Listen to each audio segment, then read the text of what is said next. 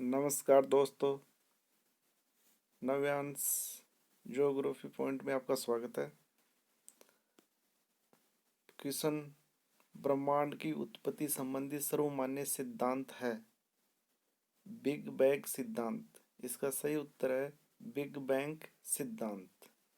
यह सिद्धांत विस्तारित ब्रह्मांड परिकल्पना भी कहा जाता है। 1920 में एडविन हबल ने प्रमाण दिए कि ब्रह्मांड का विस्तार हो रहा है।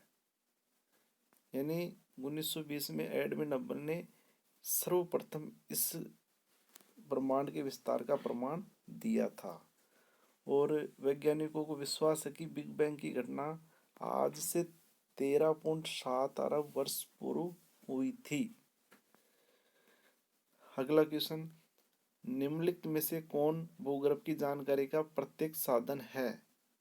इसका सही उत्तर होगा ज्वालामुखी, क्योंकि ज्वालामुखी से पृथ्वी के आंतरिक भाग के जो लावा और गर्म पदार्थ निकल करके ऊपर धरातल पर आते, तो ये एक प्रत्येक साधन है।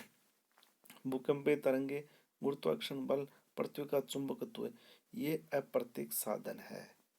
प्रत्येक साधन ज्वालामुखी उद्गार, खनन, भूपटल की गहराई तक खुदाई कार्य करते, इसलिए ये प्रत्येक साधन है भूगर्भ की जानकारी के। आज तक सबसे गहरा प्रवेदन आर्कटिक महासागर में कोला क्षेत्र में 12 किलोमीटर की गहराई तक किया गया। सबसे गहरा कुआं जो खोदा गया है वो 12 किलोमीटर की गहराई तक आर्कटिक महासागर में खोदा गया है। अप्रत्यक्ष साधन तापमान, दबाव, घनत्व, उल्काएं, गुरुत्वाकर्षण, चुंबकीय क्षेत्र, भूकंप संबंधी क्रियाएं इत्यादि जो क्रियाएं हैं वो गुरुत्वाकर्षण ध्रुवों पर सर्वाधिक होता है। ये सब पृथ्वी के आंतरिक भाग की जानकारी के साधन हैं। ये क्वेश्चन भी बहुत मोस्ट है कि गुरुत्वाकर्षण बल सर्वाधिक पृथ्वी के किस भाग में होता है? इसका सही उत्तर होगा पृथ्वी का गुरुत्वाकर्षण ध्रुव पर सर्वाधिक होता है। नेक्स्ट क्वेश्चन,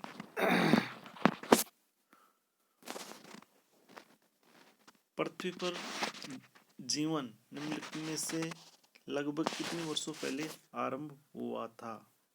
इसका सही उत्तर होगा 460 करोड़ वर्ष पहले पृथ्वी पर जीवन का विकास हुआ था। निम्न में से कौन सी अवधि सबसे लंबी है? ईओन की जो अवधि है वो सबसे लंबी है। ये युग है। इसमें से भूवैज्ञानिक कालमाय क्रम, जो भूवैज्ञानिक कालमाय क्रम है, ईओन के बाद एरा, पीरियड, इपोच अवरोही क्रम में है। अवरोही का मतलब ज्यादा से कम की ओर। अगला क्वेश्चन है, स्थल रूप पर विकास की किस अवस्था में उद्योमुखी कटाव प्रमुख है? इसका सही उत्तर होगा तरुणावस्था। तरुणावस्था के अंदर सबसे अधिक कटाव नदी के अंदर होता है। अगला क्वेश्चन, एक गहरी घाटी जिसकी विशेषता सीढ़ी नुमा खड़े ढाल होते हैं।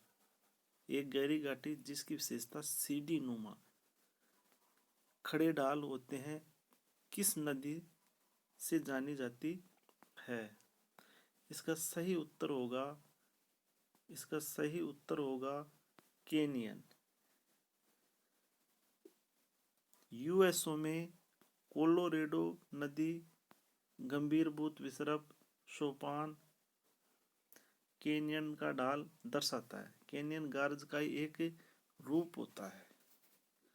अगला क्वेश्चन, गहरे, लंबे व विस्तृत गर्त या बेसिन जिनके शीर्ष दीवार खड़े ढाल वाले किनारे खड़े व अवतल होते हैं, उन्हें क्या कहते हैं?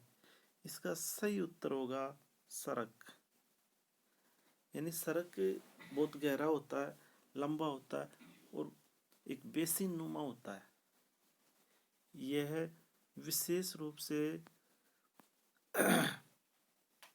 हिमानीकृत पर्वतीय भागों में हिमनद द्वारा उत्पन्न स्थल रूपों में सड़क सर्वाधिक पाए जाते हैं। सड़कों का निर्माण भी होता रहता है। सड़क गहरे, लंबे, चौड़े गर्त हैं जिनकी दीवार तीव्र ढाल वाली, सीधी व अवतल होती है। हिमनद द्वारा निर्मित अपरदनात्मक स्थल रूप है। यानी ये सड़क की जो विशेषता है, ये बहुत मोस्ट विशेषता है। ये सड़क गहरा, लंबा, चौड़ा होता है।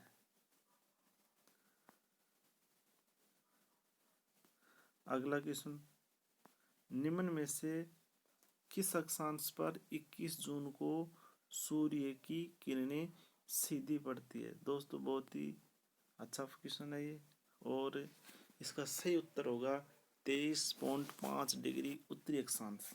यह रेखा कर्क रेखा स्थित है। इस अक्षांश पर कौन सी रेखा स्थित है? कर्क रेखा। तो 21 जून को कर्क रेखा सीधा चमकता है। इस कारण 21 जून को दोपहर को सूर्य की सीधी किरणें 23.5 डिग्री पर होगी। अगला क्वेश्चन, निम्नलिखित में से किस शहर में दिन ज्यादा लंबा होता है? इसका सही उत्तर होगा चंडीगढ़। इसको मैं स्पष्ट करके बताऊंगा कि चंडीगढ़ क्यों है। दोस्तों, सबसे छोटा दिन यानी भूमध्य रेखा पर दिन और रात बराबर होते हैं, 12-12 घंटे की। और भूमध्य रेखा से जो जो हम उत्तर की तरफ जाएंगे या फिर दक्षिण की तरफ जाएंगे, दिन बड़ा होता जाता है।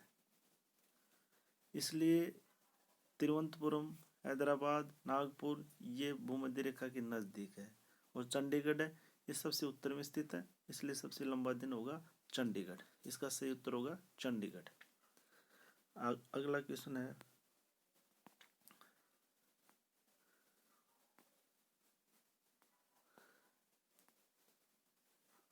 महासागरों के पूर्वी भाग उनकी पश्चिमी सीमाओं की तुलना में हमेशा अधिक गर्म होती है। ये गलत है, क्योंकि महासागरों के पूर्वी भाग में हमेशा पश्चिम दिशाओं में अधिक गर्म होता है। ये सही नहीं है। ये पश्चिम नहीं, पूर्व में भी हो सकता है, और पूर्व में अधिक गर्म रहता है। कथन आर, अल नीनो की गर्म धारा प्रशांत महासागर के पूर्वी भाग में बहती है। ये बिल्कुल सत्य है। प्रशांत महासागर के पूर्वी भाग, दक्षिण अमेरिका के पश्चिम भाग में अल नीनो की गर्म धारा का प्रभाव होता है। नेक्स्ट और लास्ट क्वेश्चन, यदि पृथ्वी की परिक्रमण गति को दोगुना एवं चंद्रमा की परिभ्रमण गति को घटाकर आधा कर दिया जाए तो किस स्थान पर दैनिक ज्वार कितने समय बाद आएगा? इसका सही उत्तर होगा बिल्कुल 24 घंटे 52 मिनट। Thank you.